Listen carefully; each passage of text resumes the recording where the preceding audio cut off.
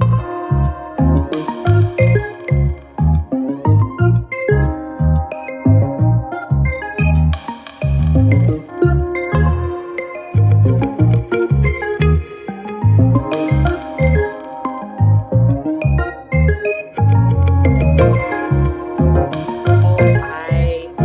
work with individuals to help them uplevel their mind around the money rather than upleveling just the money. See, if we start messing with the mechanics of our money, what I call the mechanics of our money, like where each dollar goes and what each dollar's for, and like keeping tabs on everything. If we start doing that without finding out why we're doing that, why we want to do that, what the goals are behind that, what you were doing before you were doing this, why were you doing what you were doing before, how did we get where we are now? If we don't address those things, it's going to be like a 3-month crash diet where, yeah, we start doing all these things and we put all these goals in place and we, have all these dreams. And then 3 months into it, you're going to be like, but what I was doing before was easier because I've been doing it a while. And I think I'll just go back to that. Even though I wasn't growing, I felt stuck and it was stressful, at least I knew what the outcomes were going to be. At least I had certainty in that situation. And your brain loves certainty. And so it likes to stay there in those places. And so my first job is always to be like, okay, if we're gonna be making changes, that's really uncertain and scary. So we're gonna have to get our minds around this before we start actually getting our money to do what we want it to do at its highest level. So that's a little about how I approach things. Now, how difficult is it? Because you're talking about, as human beings, we make our money, Mhm. and typically we want to spend our money the way we want to spend our money, and we have probably developed some habits that we've probably had for a very, very long time. And Mhm. so sometimes that could be a very scary place to sometimes go with people. And Yeah. so, how do you approach that when you're dealing with someone and you're just getting to know them? How do you approach that? Slowly, very, very slowly. Mainly because I say slowly, but usually I think my clients would back me up on saying that I'm a very direct individual and that I'm not exactly known for tiptoeing around some things. And so really, I don't treat you as if you're fragile. We already know most people, especially when they start trying to address what's going on with their money, those are not fragile people. They are resilient and resourceful and survivors, and they are not by any means fragile. And when they come to me, it's because they know how strong they are and they know what they should have in their lives. And I say should loosely as if their journey their journey had to be their journey, right? But they know that they were meant for something more. They know that something bigger is out there for them, and they just haven't been given the proper tools, the proper education, and really maybe even just the proper support, somebody to really truly believe in them before to go get it. And so when we start unwinding, like, how come you're doing what you're doing, right? Why are you doing what you're doing? So I'm thinking of a particular client um, who around here, so we're Southern, right? Around here, we're Southern, and she loves a certain Southern restaurant that serves some really good chicken. And she would go sometimes, sometimes every day of the week, depending on the month, and get something from this particular establishment. And I asked her, I said, do you love this? Like, do you love this habit that you have in your life? And she's like, well, I love eating there. And I'm like, I know, but do you love this habit? Because if you love it, we need a budget for it. Because that's what I'm all about. I'm like, listen, we're not cutting things that you love. We're not cutting things that bring you joy. If you want to eat there every day, we just need a budget for it because right now it's wrecking it, right? You just said that word that we do not like. Budget. We need Budget. we need a budget for it. Well, and when I say budget for, I just like we just need a plan to do that. Like we just need to Spending know what plan, we're doing on absolutely. purpose. Like if Yes. you're going to be spending there, we just need to do that on purpose. Like just own what you want, right? Right. So we were talking about like what this habit of hers is, and she's like, actually, no, it really doesn't help me meet these health goals that I've got. Eating here is probably not really helping me. And I'm like, yeah. So which one do you want? Do you want your health goals or do you want this eating here? Because we could go either way. It doesn't matter to me. It's your life, right? She's like, I think I'm gonna go for the health goals. I was like, okay. Great. Why? And we like dug into like why that really matters to her and what is going to drive her to sticking to this decision so that when she passes that restaurant on her way to work, she doesn't stop. Or She do a says in her U-turn. brain, exactly. She doesn't just like be like, 2 weeks in. I'm not going to lie to you. It has been 7 months. Somebody that used to go almost daily has gone twice. And it's because the why for the new habit was stronger than the neural pathways that created the old habit. And the feeling she was buying by not going was pride. So before she was buying comfort. Every time she went, she bought comfort, right? That was a comfort place. She was comfortable there. She was buying comfort with her dollars.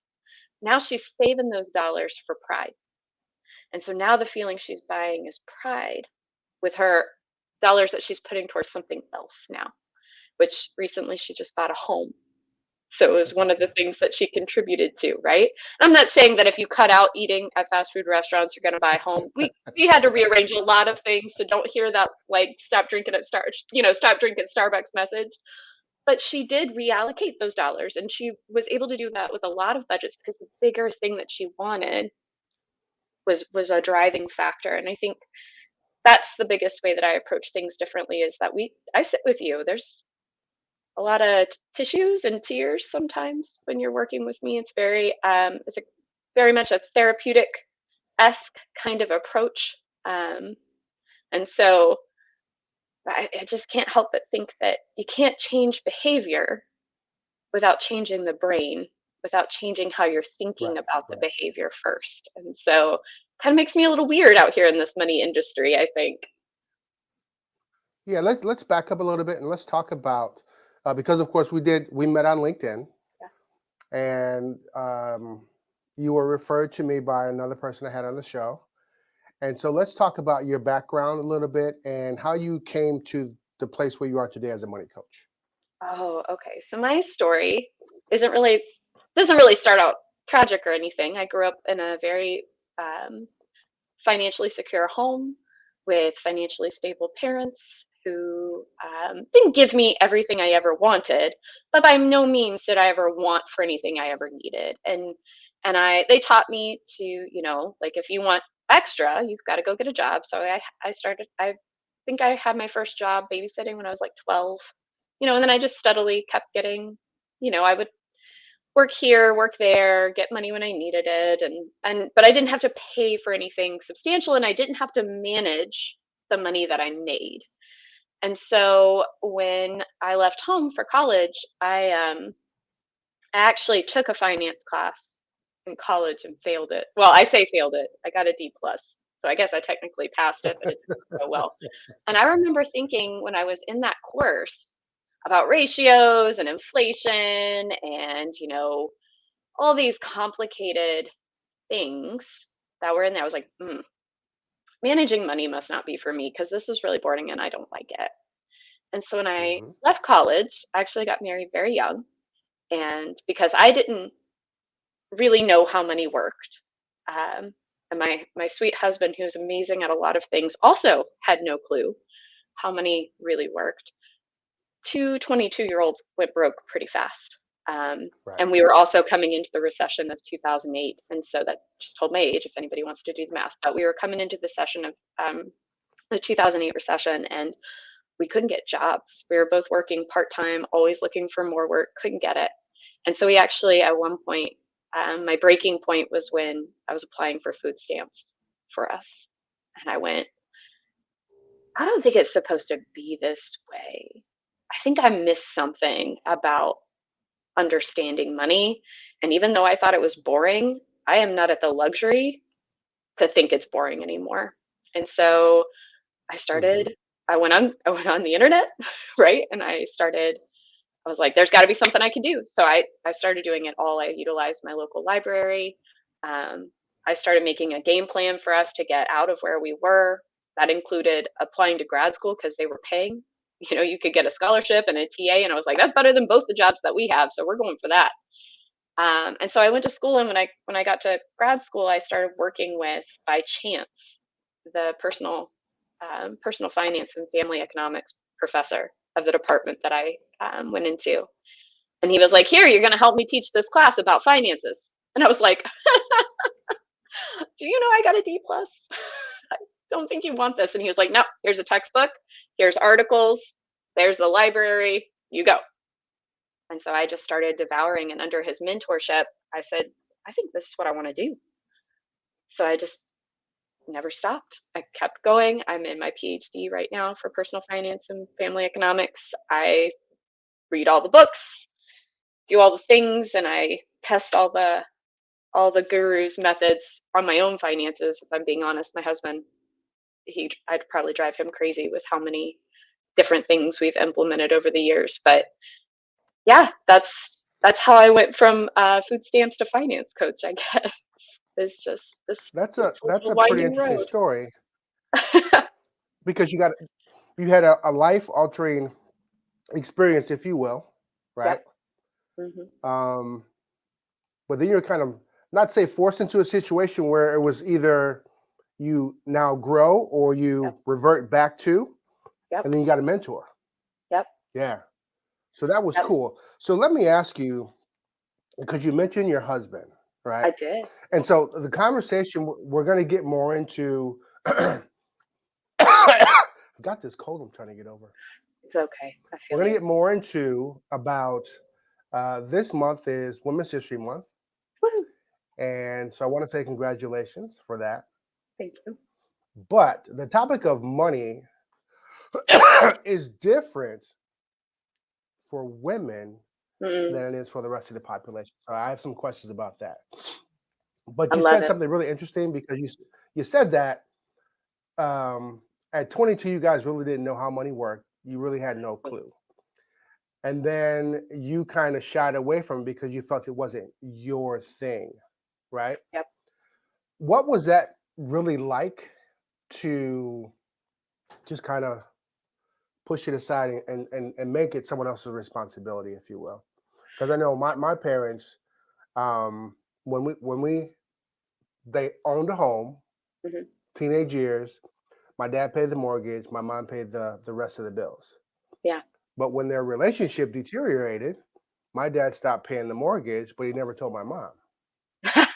So Mm, they didn't okay. communicate. Yeah, they did not communicate when it came to money. Money. Hmm. And so for you to say you didn't want to do it or you didn't feel comfortable and you let your husband do it, talk about some of the things that you guys went through as relates to money and you not wanting to participate in that part of the household.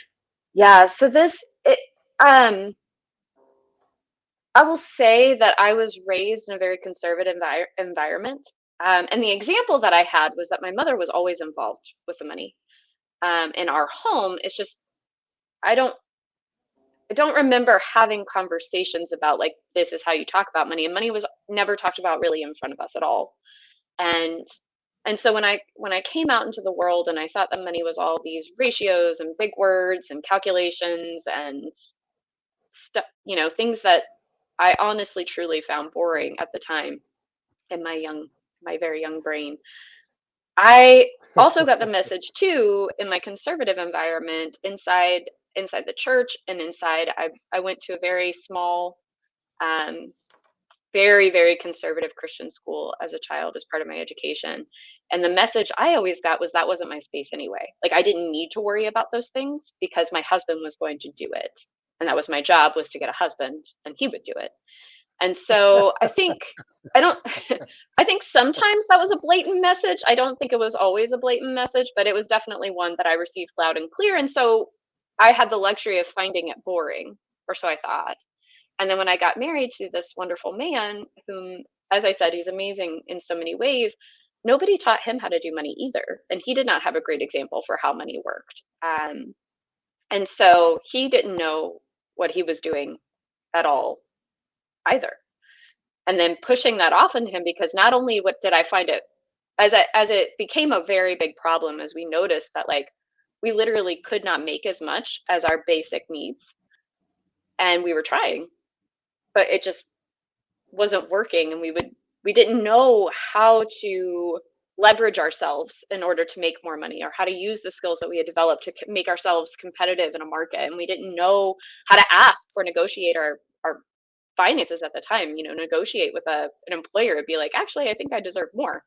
And so not having that education on either side, I realized the shift for me was, well, he doesn't know either. He doesn't know either. He's just as scared of this as I am. Because then it became about like how much we don't know and how like vulnerable that feels and how stupid we feel when we don't know something and what that does to your brain. Hmm. Especially if you have any kind of perfectionistic tendencies, or you got the message that you weren't allowed to make mistakes, which a lot of women get the message that you aren't allowed to make mistakes. You can't make mistakes in the world because you're already behind, right? We're already a couple steps behind. And so this vulnerability piece, there was a lot of honestly bravery that had to surge up. And then this just kind of honestly just this like, screw it, we can't do this anymore, like this like done with this feeling that had to come over me, where it was just like, it's either this or we're gonna just, this is where we are now, like this is our life. and and I couldn't let that happen. And so shifting the roles, where I looked at my husband and I said, I think I want to do this. I think I want to be a part of this financial thing. He was relieved. He was so relieved that he was going to have somebody that would talk to him now about the finances and about the decisions and about where the money was going, that he wouldn't have to be the only one, um, and then as I got more confident, and then as I got into grad school and I started actually learning about finances in a non-boring way, I took it over completely. And he was like, great, just keep me posted. So now we have pretty regularly have like, we'll, get a bottle of wine and sit down at the kitchen table, and we have, we'll talk about the finances. But for the most part, we have a system that pretty much runs itself now, and he's thrilled. He's like, great, this is perfect. And we have what we call well, it's I'm gonna curse. Is that okay? I don't know if that's okay. We call it the oh shit folder, and it's a list of everything where if one of us died, information is that we need. So that way, if I died, he could take over the finances without that much trouble. But the shift really for Absolutely. women, I mean, women in research, it's known that women are just honestly better at managing money for the most part. They make really good decisions. Like research has shown it over and over and over again. And so, and I understand why women want to shy away, but really when they have the knowledge that they need, women do a great job managing their household income. And it's because they make 85% of the decisions anyway. They make 85% of the household finance Yeah, decisions anyway. yeah. I know. We like to avoid, well, the smart men do. We like to avoid a difficult conversation. So Yes. sometimes it's just best to let you do what you do best. Yeah. Yeah. And I hope that after my So, clients work with me, that they don't have that same difficult conversation, right? That it's not as difficult to talk to each other, because I right. money is, it can be volatile. I mean, I have, even my parents love each other very much, and even I have memories of them screaming at each other over money choices that the other one made or wanted to make.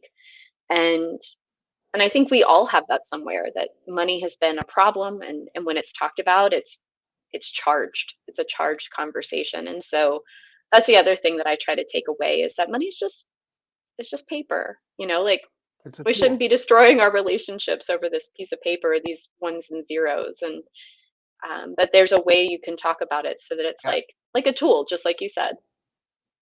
Oh, am I frozen? Absolutely. Oh, And I'm glad, I don't mean to cut you off. I'm glad you're no. going out just a little bit. So, Oh, I'm sorry. but I want you, that's okay, because you brought up a couple statistics. And so I Hmm. want to show you some slides, Yes. Okay, I'm ready. and I didn't know there was going we're to be a going to slideshow. conversate That's so about good. this. Oh yeah. Oh yeah. So we're going to talk about money.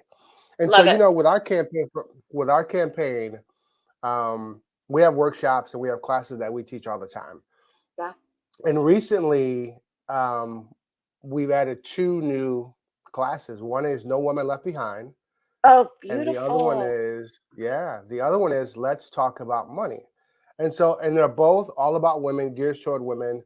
And I think for me as a male, it helps me understand some of the challenges that women are faced with as well.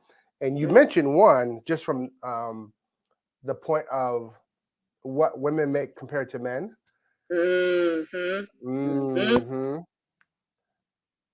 And but I have a question for you though. Before we jump into this, so this slide says at a time when women are accomplishing so much. I mean, there are a lot of women. I mean, I don't think you go a day without seeing a female accomplishing something pretty something big, magnificent. yeah. But why? The question is, why aren't women feeling more empowered about their financial future? Why do you think Mm. that is?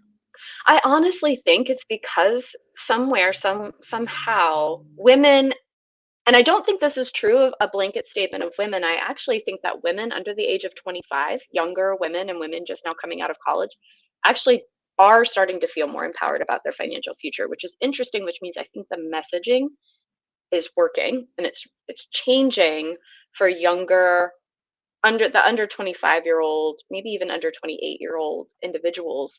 They know that money is important to their future. And so I think that this here really hits a segment of the financial or the female population, female identifying population, where there was certain messaging we got that said that this wasn't really our space, even though most of us have had to already manage finances on our own for a certain period, or we will end up managing finances on our own sometime in our life. Just even if you're with the love of your life your whole life, men die sooner. And so the chances of a woman having to do her own finances are very big. And I think if you have the message that it's not your space or a man will take care of it or um, you don't really need to worry about it, then you get this unempowered feeling. Also, there's this thing that I'm running across with my clients, and you can tell me if this hits with you. There's this idea that women have to have permission to use their own money within their own home. Um, and that's something I'm finding interesting. They're like, oh, yeah, I make the decisions about grocery shopping, cleaning supplies, kids' sports. I make the decisions about clothing. I make the decisions about entertainment. I plan our vacations. I make sure that we're, paying our credit card, paying all of our bills. This is what they're doing. But if they go to purchase something above a certain number, usually the threshold is around $500. If they're about to spend more than $500 on any single item, they have to get permission. They have to talk to Right. they actually have to talk to a man about this, and I'm a little disappointed because there's not research on same-sex couples that I'm familiar with. So I'm actually starting to actively dig for it because I want to know what those conversations look like when you don't have a male-female dynamic. But in a male-female dynamic, you see women having to ask permission, even if they are a dual income household and they make money on their own, or even if they're stay at homes. And part of their making money process is that they take care of this entire home environment, doing the domestic labor for the entire family. They still need permission to spend. And it's not the same though when I talk to men. Men don't ask their wives for permission as much as they tell their wives what they're going to be buying, and then they just kind of like get forgiveness for it. And so it's this interesting dynamic where it's hard not to feel unempowered about your own financial future if you feel like you're always having to ask for permission, in my mind. I like that. I like that Yeah. answer. I'm going to go to another slide. Now, these could be, like you say, some of the stats could be a little, right? But Yeah. I'll read them off and then you tell me what you think after I read all four of them. So Okay. women serve as the 40%, women serve as the breadwinner in 40% of households. Hmm. They own 30% of private businesses. They hold 52% of management or professional related positions. And then they earn 57% of college degrees. Now, the college degree one, I definitely know because, I mean, depending upon the school, the ratio could be 5, 6, 7, 8, 10 to 1, depending upon the Hmm. school. Um, the breadwinner one, that one I was not aware of. And then the number of business owners. Um, And I know that's probably even higher now. This is from 2019, so that's probably gone up a little bit more now, just with the last couple of years of just Hmm. this push for entrepreneurship. So that's probably gone Hmm. up a little bit. So what do you think of when you look at these statistics? What thoughts come They to mind? make sense to me. So the 40% of households, right? When you think about divorce rate, this makes sense that especially if you're in a um, if you're a single individual or you are a recently divorced individual, this number makes sense. In fact, I think it might be a little low now. And then if you think about like even I have been the breadwinner in my home at one point. And so that's the other thing too. Like sometimes in life, in a partnership, you switch places just depending on who's going for what. And so I think that this number doesn't tell a whole story, but it makes sense that women at some point are the ones that their household depends on for the actual money to make it run. And then when you look at this private business owner stat, I was about to say, I think it's a little higher now because of the pandemic. A lot of women were very much penalized in the pandemic, especially with the lack of childcare and the lack of flexibility. And now we're seeing how companies are trying to go back to this how it was, and women are burnt out because they had to have children at home while they were running their. I mean, I know this. I had three small children at home with me because my husband was an essential worker, and so he had to leave every day. And my three small kids sat here while I tried to build my business. They sat, and I tried to keep them as quiet as possible, and did sessions during nap time, and worked really hard to build my business. And so it makes sense to me that women are saying, no, I want to do something on my own terms. And so and this I don't think takes into account women that are building something on the side of their full-time job too. So a lot of women have small businesses or are entrepreneurs in addition to their full-time job that they're holding down, which makes them total badass queens. Um, I like and then that. it also makes sense too that women are rising to these professional positions where their leadership skills are showing because a lot of us have been told we're bossy our whole lives. So it makes sense that we're coming up to these spaces where, we can really shine in the leadership skills. And then of course, college degrees.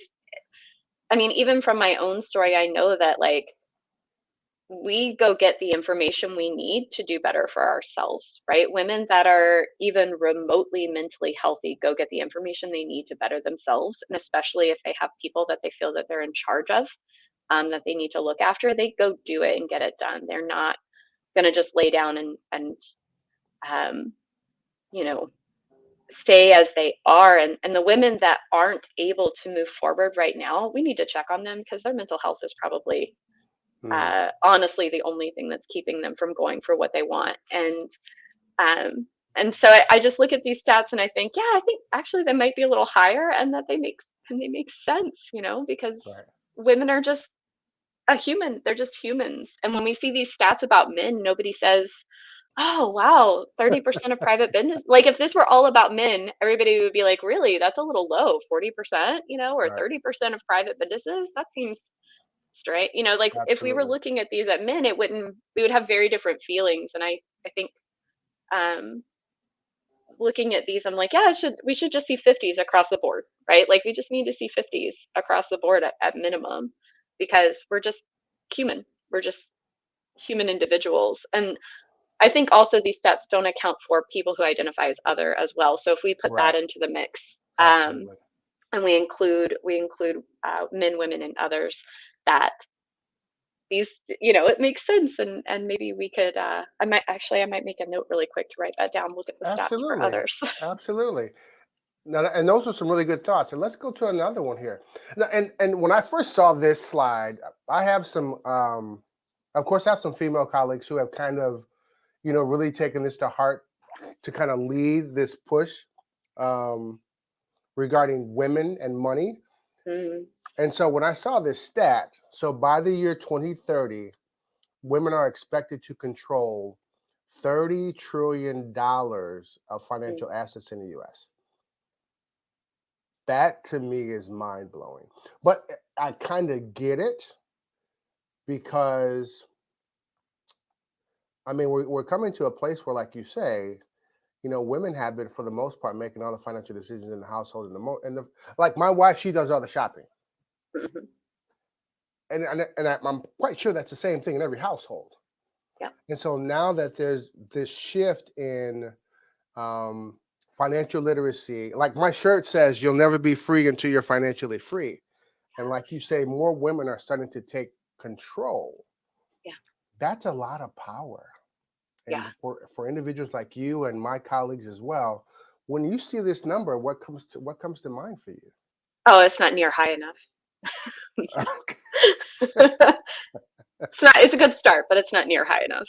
I mean, Okay. how many dollars are in the world? How many trillions of dollars are in the world? And we're only looking at 30. Yeah. I mean, we just got to see, like I said, we need to see 50% across the board. But honestly, when I see this stat too, it makes a lot of sense as well. You have women that are, they're going to outlive their husbands, right? So this is what I keep thinking. Just based on the lifespan, which is the other thing that I bring to the table when I work with my clients, because I used to teach human development and lifespan. And so I incorporate finances over that the course of a lifetime. So if we're looking at this, we know that we've got an aging population, that men die sooner anyway. And so it makes sense that we're going to be looking at older individuals who are female are going to have husbands who are going to be leaving them in this time frame, and they're going to be in charge of their dollars, including their retirement dollars and the investments that they've made up until this point. So my biggest thing when I see this number is that it's probably not women like me necessarily, although I would take 30 trillion, no problem, would love to manage that money all on my own. But when I see this number, it's probably not women in my age bracket that are really going to be the individuals who are going to be wielding this power. It's probably going to be women in their 70s and 80s. And we're going to see them be in charge of where these dollars go. And what worries me the most when I see this number is that they're going to be surprised that they have this kind of power and they're not going to know what to do with it. And so I really love to see planners, especially female financial planners, making sure that they're educating this older population in a way that maybe they haven't been before, and letting them know the power that they're going to have and what do they want to do with these dollars in order to create generational change for the better of all of us, hopefully. um, but that's my initial thought on it, and I could be totally off, but No, I don't think you are at all, because there is a slide on here about that, and the fact that when the husband does pass away, mhm. and this is why financial literacy is so important, because like number one, you say you and your husband have the oh shit folder. Yes, yes. You know, What there are happens? times what Yeah. happens, and if the woman is not in that conversation beforehand, Yes. what does she do? Exactly. What does she and there are so many women that have had their husbands leave them sooner Yep. than they thought too, that are in this position where they're basically scrambling, hopefully in grief, hopefully not a lot of them are in relief that their husband has died, because that just sounds sad, but these women are in a sort of grief that this person who managed this major piece of their life, how their life entirely run, is gone, and they literally don't know what to do. Like, where are the insurances that help pay for the funeral is usually the first thing. And so bringing each other in, if you're going to be a partner with somebody in money, regardless of age or sex or orientation, it's important to have them know where your stuff is, where your stuff is and what it does, and and kind of get like a little plan together if Hmm. one of you is incapacitated. If anybody's listening, you take nothing else, just if you money with somebody else, have a plan for what should happen if one of you is incapacitated. So I that's like just my that. little PSA. I like that phrase you just said. Say it again. If you money with somebody else. If you money with somebody else, if you use money in any sort of joint capacity, it is important that you know the other person's things. And this comes into a lot of I see people that keep financial infidelity is a pretty huge um, problem, unfortunately, that we keep. And I've seen couples come to me to repair their money because financial infidelity has happened. A secret credit card, a secret bank account, secret cash stash, secret lost investments. They're just things that we keep from our partner. And in Yeah. order to really get the most out of your money and build, really just not just build, but buy the life that you both want, you can't keep secrets. Um, you just can't keep those kind of secrets from each other. You have to have an open communication when it comes to this. And um, And I think that that would probably reduce a lot of the stress if I'm being honest. But even still, that's a type of financial literacy that women in particular need if they're partnering with a man, because he probably will die sooner just out of statistics. So Yeah, yeah, yeah, yeah. I keep hearing that. So sorry, Michael. that's okay. I've learned to deal with it. I've accepted it because it is what it is, It and is what it is. that's why getting this information is so powerful, Mm-hmm. because I have learned that once you start to learn this information, Yeah. you start to think and live a little bit differently. Do. Yes. Like Oh, yes. I think about, like, man, okay, I know in 6 months or a year from now, I've already got things working in my head Mm-hmm. of what I can and cannot do because I'm looking at something 5 years down the road. Like, you just start thinking in a different way, and I'm trying to get my wife there with me, but she's like, you're the money person, that's what you do, and so I'm trying to ease her into this big picture of the whole. How did you phrase it again? If you're money with somebody else, If you money with somebody else, I it's love important that. to have conversations, be I in love involved with it. I love There's that. no point in denying it, even if I know it's scary too, y'all. Like it's scary if you, and really what I think it is that you think you're going to be stupid, right? And that's the other thing. I think if you're a partner and you're the partner that does money, you're the one that's like primary, like I'm the primary. I can't speak to my husband as if he were a child, like I have to treat him as a partner in this, that he does understand what I'm saying and allow space for questioning, allow his voice. That's the other one. Like a lot of women don't think that their opinion will be heard anyway. And so I think just creating that safety space to have open conversations that won't end in fights. Like that's the agreement. Like it can't end in fight, right? This isn't going to cause a fight because both parties are important here and it's our future that we're building. And so just having kind of that openness, I think changes a lot of those conversations and allows a safe space for somebody who seems uninterested to kind of come in and dip their toe into the conversation of what money is. Awesome.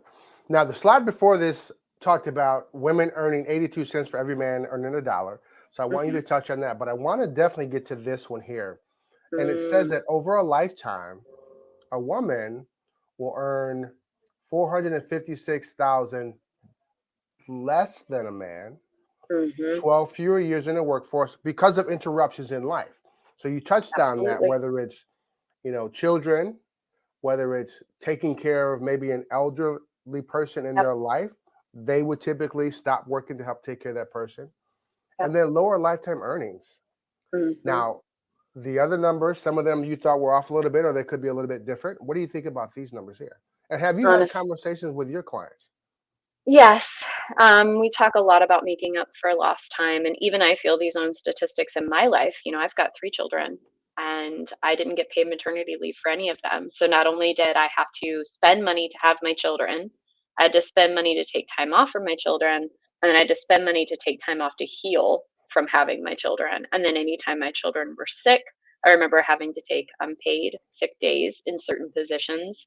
I have at least a 1 year gap in my employment due to children and not being compatible with the work that I was doing. And so I know if these statistics can affect me, and then just the other one is the less money earned if you have, fewer years, right? But then also like going back, I had to learn to negotiate salaries, and I'm still in the space where I'm like, man, if I just would have known that the first number somebody gives you is just the start of a conversation, not the thing you have to say yes to. Like, if I just would have known that information, how much money I could have had or been willing. That's the other one. I think as women, if we're going into the workforce, there's this sort of scarcity mindset that comes into play where it's like, I have to accept what they give me or they could turn me away.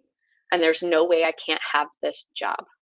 And so coming from that place, it makes you accept less sometimes. And so if I could give another just somebody a take home message, it would be just try to ask for more. Like the worst they're going to say is no, and then you can do with that information what you want, but just at least ask.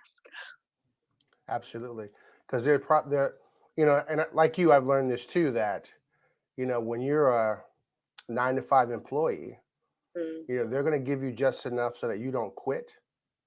And typically in our mind, especially if it's not our dream, we're going yep, to do just enough to not get fired. yep, And so we have to find a way to make mm, both parties happy.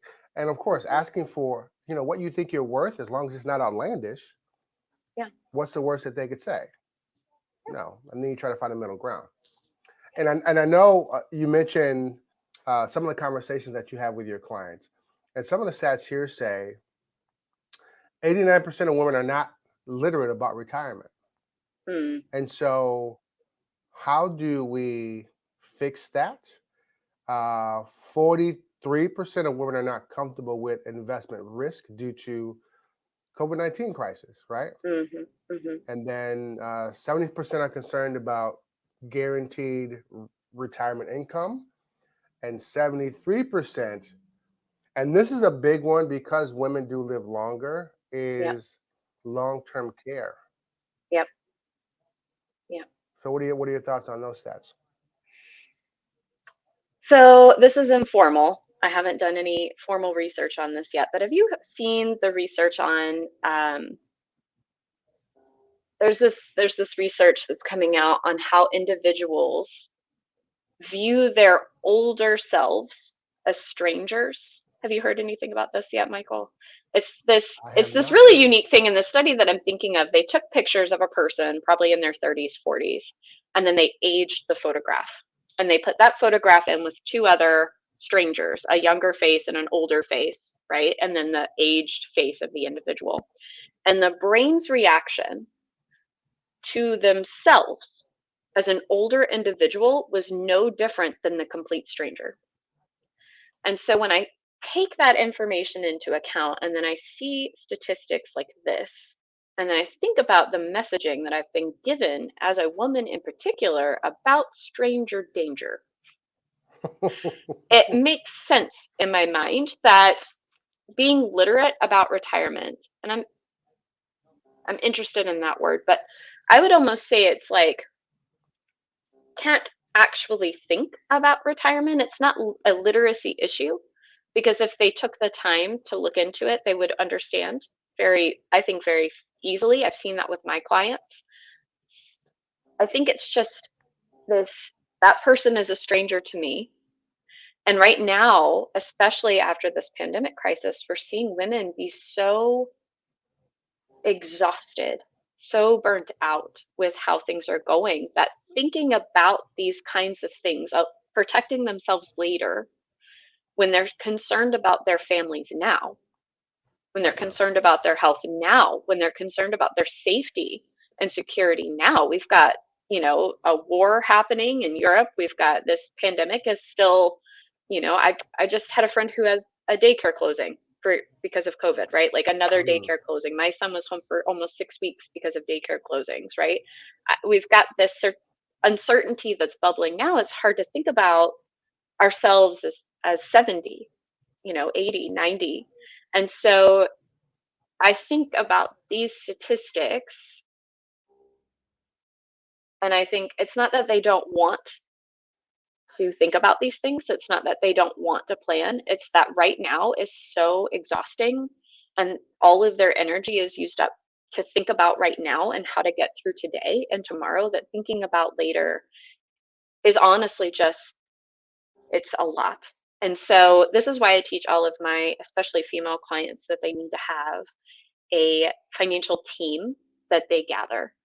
If you don't have the capacity to think about it now because you're working or you're at home full time with kids or you're working full time and then you're home with kids or you've got kids at home with you while you're working full time or you're a single mom or you're single individual and you're trying to like manage on your own right now in this time of isolation and uncertainty, or you're older and you're divorced or your husband has died, like you have all these things going, you have a full-time life, and so you need to employ a financial team. You need somebody to talk to you about your insurance needs. You need somebody on your team thinking about your retirement as their full-time job, like a financial advisor or a financial planner. You do need to check with an accountant and make sure that you're not paying too much in taxes and you're getting back what you need.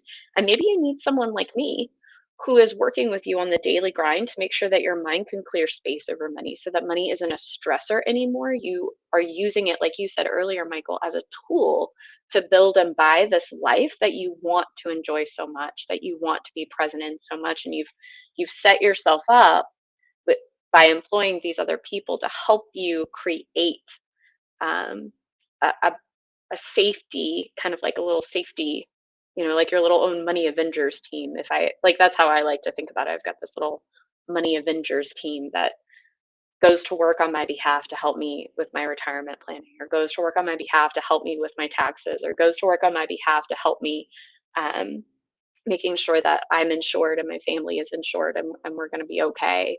And so that's maybe the last take home piece I would give, if I can, is just, you don't have to know all these things by yourself. I encourage you to educate yourself so that you could stand in a conversation about your own needs and your own money, but also you can find people to trust to help you with the areas that are more complicated, or that honestly it's not your full-time job. You don't do money as your full-time job, and so it's okay to trust somebody and to kind of hire an individual to help you in these areas that you don't want to do alone. It's okay to trust in that situation. And so that would be the other one, is just find some people that you can trust. Like, I know that you guys are extremely trustworthy over there, where in the work that you're doing, and so they could reach out to you and your team and see, how you could help and how you could be of service in setting them up for some of these areas. And so you're starting to go in and out again. Oh, I'm sorry. I'm so So I don't sorry. I've know if got it's I've if got it's I've got your three mind. kids That's okay. home, That's okay. all on the internet, so it's probably just a little unstable, if I'm being honest. But I want to ask you a couple questions, because we talked about a few different things. Mhm. Um, who do you think is responsible to teach us about money? Do you think it is the school system? Do you think it's your employer? Do you think it's the parents? Who do you think is responsible for that? Because depending upon the family dynamic, it could be any one of those. Who do you think is the most responsible person? So I am of the belief that it takes a village. Just like I would never advise somebody to put their entire retirement into one stock, I don't think I would ever advise anybody to put their entire financial education and the burden of getting one on one individual. So when I think about how to go forward and create a financial education for, say, my children, I think about how it's going to start at home, but my children have the luxury of having somebody that understands money as their educator. And so I think if we're going to put the burden on parents, then there's still a burden to educate parents on someone else. And if we're going to put the burden of educating parents on someone, then there's a burden to educate people who can educate parents, right? Yep. And then there's a burden on the, like, so that we can always pass the buck, I think, is what it comes down to. And so what I would rather see is this be a shared load, a shared experience, that we are making it so that older individuals can get the financial literacy they need. We are employing in schools a way for children to learn outside of their parents, and kind of have something to measure against what's going on, and as far as the world of money goes. And I think that we need to employ kind of this holistic approach to making money resources more and more available, which you can go to the library and pick up. I know for a fact you can go to the library and pick up probably 25 books today on how money works and get 25 different perspectives on it. So you can mix and match. And so I think the biggest burden too is just on yourself as well. And so you've got, see, a resource perfectly ready and available. It's perfectly readily available. And I think that that's the biggest thing, is that that's the other one too. Like, what if it just wasn't a burden, and that it was something that wasn't boring or too scary to look at? What if it was something that we each just wanted to know more about because it is the thing that we use to buy and build our lives every day. So we might as well be able to buy and build the best lives possible for ourselves by understanding this one resource we call money. I love that. What has been your most important money lesson that you've learned? That's a good question. What was yours? Did you answer that question for yourself, Michael? Like while I'm thinking about it, you Yeah, surprised me with that one. I wasn't ready. What is my one? Why don't you tell me yours while I think about mine? well, the one thing that sticks with me all the time, um, I went to Eastern Illinois University, and while I was there, I got an American Express card. Mm-hmm. And the way that I got it was credit card companies were allowed to line up tables in the student union. Yeah, And if you filled out an application, they would give you a water bottle, a t-shirt, and a frisbee. yeah. And at 22, I had an unlimited American Express card. And I would use it. I would get cash advances to go out on a Friday and Saturday night. And so I racked that bill up to a couple $1,000s and had no idea about the rule of 72, how it works for you, but also against you. Against you, yeah. And so that's one. And but then what I learned on the flip side is when I got involved in this campaign, they give us books to read all the time.